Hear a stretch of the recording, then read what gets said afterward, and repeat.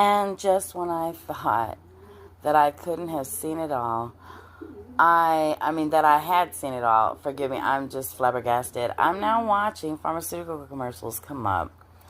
I have someone who shares my account with me because they don't want their family members knowing the things that they look into, but these things end up on my history and whatnot. And it also ascertains what commercials will be sent to me. And now there is a push to have commercials where people are discovering a sense of community by having similar ailment to others. They're literally telling people, oh, do you feel lonely in life? Maybe if you find a malady, you could find a group, a social group, an empathy group, an emotional attachment to others. I could not believe it. I'm going to go ahead and get an example of one of these commercials in the future and make it a part 2 to this.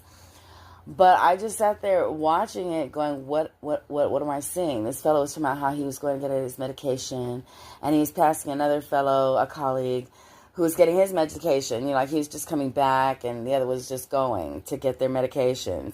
And that it created for them a bonding moment. And it was just like, oh my word. I am sitting here watching them. I mean, it's not bad enough that Bill Gates continues to spray us every day, making people have all kinds of illness. We all know that you can be allergic to peanut butter. Meanwhile, this guy's going, I'm not hurting anybody. I'm just dimming the sun. You know, I am God. I created the computer. Oh my gosh, and with all my money, Meanwhile, I'm looking at his Epstein connections, okay? I'm looking at what he really is, okay? I watch him going to places where he could do some real help. He likes to go into third world countries and do things like birthing centers.